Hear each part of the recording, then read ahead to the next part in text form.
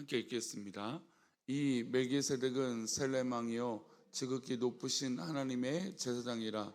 여러 왕을 쳐서 죽이고 돌아오는 아브라함을 만나 복을 빈 자라.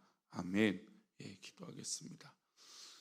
하나님, 오늘도 우리 하나님, 우리 주님은 정말 높은 산성이 되어 주시고 나의 방패가 되어 주셔서 우리를 지키시고 또 우리 교회를 지키시고 우리 공동체를 이끌어 주실 줄 믿습니다. 우리 믿음의 백성들이 더욱더 주님의 은혜 가운데 있게 하여 주시고 정말 하나님 기뻐하신 그 은혜가 있어 정말 하나님 앞에 영광을 돌리고 나아갈 수 있도록 은혜를 내려 주옵소서. 주께서 사랑하시는 믿음의 백성들을 더 굳건하게 하여 주셔서 하나님 늘 하나님 기뻐하시는 자리에 있으며 하나님을 찬양하고 하나님 앞에 영광을 돌리기 부족함이 없는 귀한 믿음의 삶이 되도록 인도하여 주옵소서. 하나님 이 시간 범사에 감사하여 드려진 예물을 기뻐 받아 주옵시고 말씀을 나눌 때에 우리와 함께하여 주옵소서. 감사하고 거룩하신 예수 그리스도 이름으로 기도 올리옵나이다. 아멘. 우리나라는 이 국교가 있었습니다. 고려 시대, 조선 왕조 시대, 이때 종교들이 불교 위에 아니면 유교 위에 이렇게 세워졌죠. 그러다 보니까 우리나라에 처음으로 복음이 전파될 때 이 종교, 그러니까 기독교, 우리 개신교가 전파되었을 때 약간의 이 종교 문화가 이 유교 문화, 약간의 불교 문화 이것들이 약간 좀 짬뽕이 되고 섞여 있는 일들이 종종 있었습니다. 물론 지금도 좀 그런 이 뿌리가 있는 것 같기도 합니다. 그래서 하나님 말씀 앞에 더 정확하게 더 신실하게 서야 되는 방법들을 고민하기보다는 여태까지 해왔던 전통 또 이 여태까지 해왔던 그런 습관, 이 문화적인 것들을 이게 놓지 못하는 경우들이 있죠. 우리가 제사 같은 문제도 상당히 오래된 이 고민이지만 아직도 사실은 이런 문화들이 해결되기는 좀 쉽지 않은 부분들도 있습니다. 또 최근 들어 이제 점치는 문화들이 또 이렇게 굉장히 또 많죠. 우리가 전통적인 점집뿐만 아니라 요즘은 타로점 젊은 사람들로 해서 이런 점들 치는 것들이 상당히 많이 있습니다. 근데 이 샤머니즘이잖아요. 근데 이 샤머니즘이 이 전통적으로 우리 한국 교회에 좀 내면에 좀 깔려 있는 것들이 있어요. 그러니까 정말 주님을 인격적으로 만나 주님 앞에 기도하고 주님을 고백하고 하는 것이 아니라 그냥 간절히 뭔가 빈다라고 하는 마음으로 하나님을 찾는 경우도 종종 있다라는 겁니다. 이게 좀 전통적인 요소들이 그런 것들이 있다라는 것이죠. 오늘 본문은 예수님을 대제사장이라고 소개하고 있습니다. 그리고 그 대제사장이라고 하는 이 신분을 왜 대제사장인지, 왜 예수님이 대제사장의 역할을 하는지 설명을 합니다. 그러니까 이게 왜 히브리서에 왜 중요하냐면 이 히브리서 저자가 읽는 이 대상은 유대인들이에요. 근데 유대인들에게 지금 계속 문제는 예수님이 우리의 죄를 대속해서 지성소로 가지고 갔던 이 대제사장과 어떻게 같냐? 예수님이 무슨 대제사장이냐? 그렇지 않다. 왜냐하면 이스라엘 백성들, 특별히 유대인들은 전통적으로 레위인들 그리고 대제사장 지파들만 대제사장의 역할을 했다는 겁니다.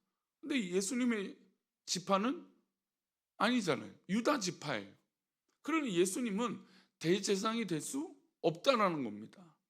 하지만 예수님의 이 대속적인 역할은 어떻습니까? 대제사장의 역할을 해야만 하고 또 하신 분이에요. 그런 분인데 이런 부분에서 이 전통적인 것들이 유대인들이 해결이 안 되니까 이 부분들을 상당히 많은 부분에서 이야기를 하고 있는 것이죠. 이 전통적인 또 인간들보다 뛰어난 제사장이 계시는데 그분이 바로 예수 그리스도라는 것을 설명합니다. 우리 1절부터 3절인데요. 그런 의미를 한번 보겠습니다. 이 멜기세덱은 살렘 왕이요 지극히 높으신 하나님의 제사장이라 여러 왕을 쳐서 죽이고 돌아오는 아브라함을 만나 복을 빈 자라. 아브라함이 모든 것의 10분의 1을 그에게 나누어 주니라. 그 이름을 해석하면 먼저는 의의 왕이요 그 다음은 살렘 왕이니 곧 평강의 왕이요 아버지도 없고 어머니도 없고 족보도 없고 시작한 날도 없고 생명의 끝도 없어 하나님의 아들과 닮아서 항상 제사장으로 있느니라. 이 말씀은 창세기 14장을 배경으로 하고 있습니다. 아브라함이 조카 롯을 구하기 위해서 소돔 땅에 살다가 있는 이 왕들의 전쟁에 휩싸여 포로로 잡혀갑니다.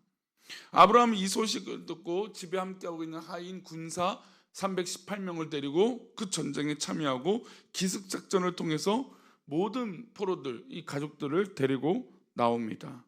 근데 돌아오는 길에 누구를 만났냐면 바로 멜기세덱을 만납니다. 그리고 그에게 10분의 1의 전리품을 드리게 되죠. 이게 바로 성경에서 나오는 최초의 10의 1조입니다. 이 10의 1조는 하나님께서 먼저 하라고 하신 것이 아니죠. 여기서 보면 우리가 분명하게 알 수 있는 건 우리 인간이 하나님께서 주신 것을 감사해서 먼저 구분한 것을 알 수 있습니다. 근데 그게 11조예요.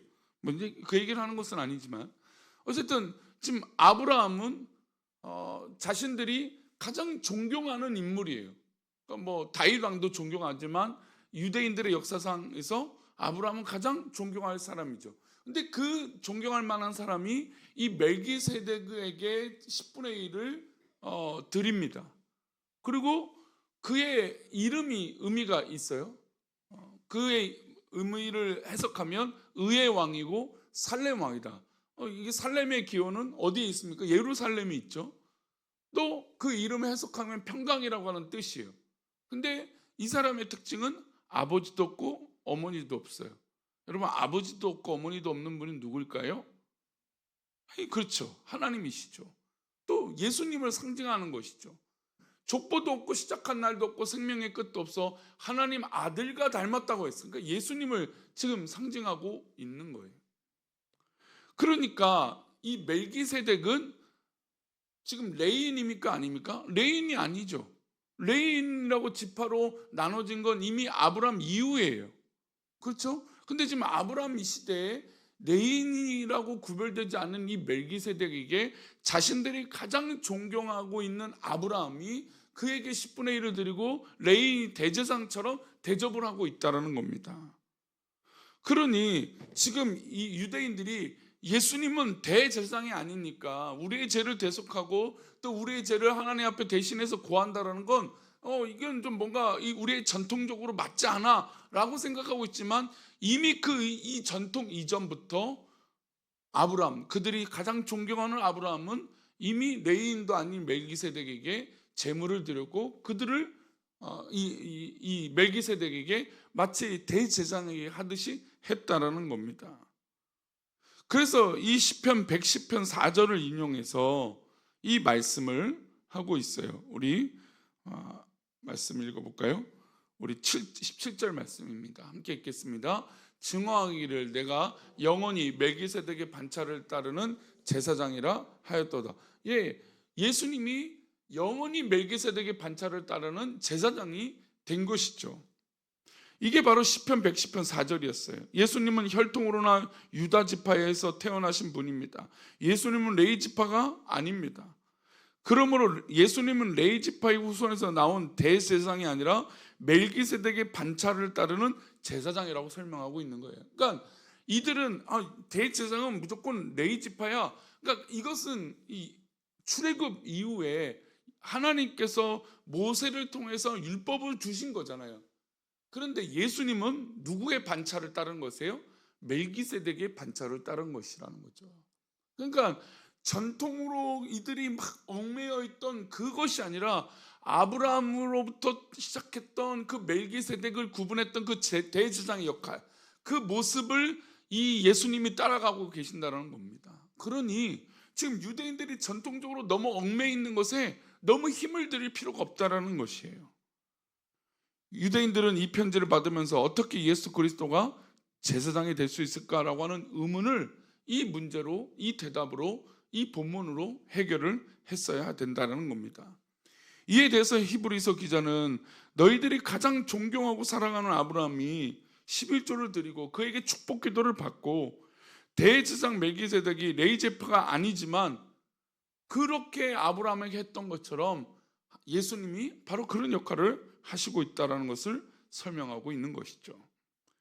또한 히브리서 기자는 예수 그리스도께서 이 땅에 있는 제사장들과 다른 점을 또한 설명합니다. 우리 23절과 24절인데요. 함께 읽겠습니다. 제사장 된 그들의 수호가 많은 것은 죽음으로 말미암아 항상 잊지 못함이로되 예수는 영원히 계심으로 그 제사장 직분도 갈리지 아니하느니라. 여기서 직분의 인간의 한계를 설명하고 있어요. 레위인이었던 이 제사장들은 결국 인간이니까 무엇을 맞이하게 됩니까? 죽음을 맞이합니다. 그러니 그들의 직분은 영원할 수 없어요. 그러니까 죽음은 끝나잖아요. 그러나 예수님은 십자가에 달려 죽으셨지만 그래도 그의 제사장의 직분은 영원히 사라지지 않는 직분이라는 것이죠. 그러니 인간들이 생각하고 있는 이 전통적인 것들은 한계가 있지만 예수님이 감당하고 있는 이 직분은 영원하다는 거예요. 그러니까 우리는 누구를 믿고 있습니까? 영원하신 예수 그리스도를 믿는 것이죠. 그러니 우리가 날마다 죄를 짓고 또 그 죄를 고백할 때 영원하신 예수님이 어떻습니까? 그것을 대속해 주시고 용서해 주시고 우리를 이끌어 주실 수 있다는 겁니다. 근데 인간의 제사장들은 그렇게 할 수 없는 것이죠. 인간 대제사장들은 육체를 입고 있기 때문에 육체의 한계가 있지만 예수님은 육체의 한계가 없다라는 겁니다. 예수 그리스도는 영원히 우리와 함께 계시는 단 한 분이라는 것을 강조하고 있는 것이죠. 우리 27절 말씀입니다. 그는 저 대제사장들이 먼저 자기 죄를 위하여 다음에 백성의 죄를 위하여 날마다 제사 드리는 것과 같이 할 필요가 없으니 이는 그가 단번에 자기를 드려 이루셨습니다. 예, 대제사장들은 자기가 자기의 죄를 먼저 고백해야 됩니다. 예배를 통해서 회개해야 됩니다. 그리고 백성들의 죄를 가지고 하나님 앞에 고해야 돼요. 하지만 예수님은 단 한 번의 제사로 모든 것을 영원히 이루신 분이죠. 단번에 자기가 드려서 그것을 완벽하게 이루어 주신 분이라는 겁니다.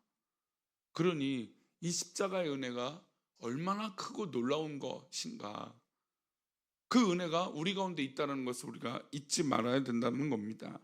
인간 대제사장은 죄가 있기 때문에 하나님 앞에 제사 드리기 전에 이 죄의 문제를 해결해야 되지만 그래서 또한 그들을 대신하기 위해서 짐승이 필요했습니다.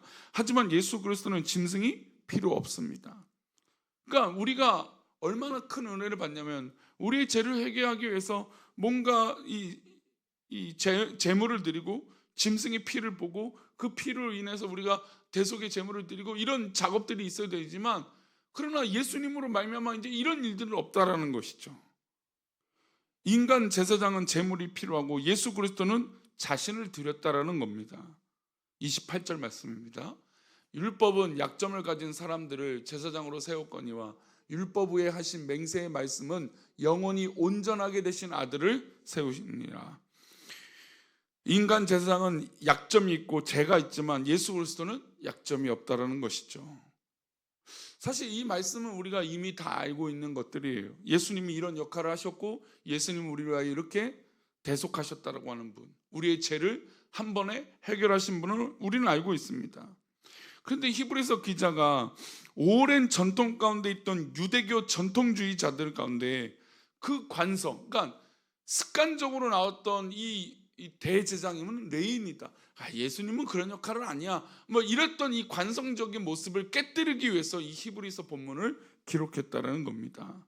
그러니 오늘 우리는 이 본문을 통해서 깨달아야 될 것이 있어요. 당연히 우리는 이 예수님 역할은 우리는 믿고 있죠. 우린 유대인이 아니니까. 그럼 우리는 어떻게 적용해야 될까요? 우리 삶 속에 우리가 생각하고 있는 이 고민들, 또 자기가 생각하고 있는 이 고집들, 또 습관들, 또 생각하는 어떤 그런 버릇들, 그 버릇들이 관성적으로 나오는 것들이 있다는 것이죠. 하나님을 기쁘게 하지 않는, 또 하나님을 믿는데 방해되는 것들이 있다면 우리는 그 관성을 깨뜨려야 돼요.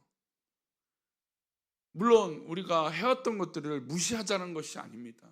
그러나 오늘 살아계신 하나님을 만나는데 그것이 방해가 된다면 깨뜨려야 된다는 것이죠. 마치 지금 유대인들, 이 유대 전통주의자들 가운데 레인이라고 하는 이 전통에 사로잡힌 이들을 깨뜨리기 위하여 히브리서 기자가 말씀하는 이 말씀처럼 우리 가운데 습관적으로 하나님을 믿는데 방해가 되는 것들이 있다는 겁니다. 여러분, 이것들을 깨뜨리기 위해서, 로마 카톨릭을 깨뜨리기 위해서 이 루터가, 칼빈이 종교개혁을 했습니다. 여러분, 전통이 복음보다 앞설 수 없다라는 겁니다. 루터를 비롯한 종교개혁자들이 교회개혁을 한 지가 벌써 500여 년이 지났습니다. 교회 개혁교회가 500년이 넘으면서 카톨릭의 문제들을 계속해서 지적하고 얘기했습니다. 근데 반대로 이 개신교, 우리 교회들은 그렇게 하면서 자신들은 변화되지 않는다는 거예요. 그렇게 남 얘기는 하지만 나에 대해서 변화되지 않는다는 거예요. 이게 교회의 문제라는 거예요. 교회가 스스로의 문제를 돌아보고 우리의 관성과 우리의 전통과 우리의 어떤 이 습관들을 깨뜨리고 하나님을 믿는데 더 개혁되어져야 되는데, 그래서 교회는 날마다 개혁되어져야 되는데 그러지 못한다는 것이죠. 우리가 혹시나 습관적으로 믿고 있는 것들이 있고 행동하는 것들이 있다면 이 새벽에 진정한 예수님을 만남으로, 나를 대신하여 대속해 주신 그 예수님을 만남으로 오늘 하루도 그렇게 기쁨이 있기를 축원합니다. 예수님을 만나는 의미가 얼마나 더 큽니까? 그런데 우리의 습관이나 관성이, 우리가 늘 해왔던 어떤 그런 습관들이 예수님을 믿는데 방해가 된다면 오늘 하루를 나를 돌아봐야 됩니다. 그리고 전적으로 예수님께 맡기고 예수님을 만나고 예수님을 경험하는 귀한 하루가 되시기를 축원합니다. 기도합니다. 하나님 아버지, 우리가 믿는 것이 혹시나 습관적인 것이나 하나님 관성이나 버릇처럼 되어 있는 것은 아닌지 우리가 돌아보기를 원합니다. 혹시나 또 다른 편견이 우리 머릿속에 있는 것은 아닌지 돌아보기를 원합니다. 주님, 우리를 붙들어 주셔서 나의 전부 되어 주시고 나의 모든 것을 대속해 주신 주님을 만나게 하여 주옵소서. 그 은혜로 오늘 하루 승리하게 하여 주옵소서. 그렇게 인도하여 주실 것을 믿사옵고 거룩하신 예수 그리스도 이름으로 기도 올려옵나이다. 아멘.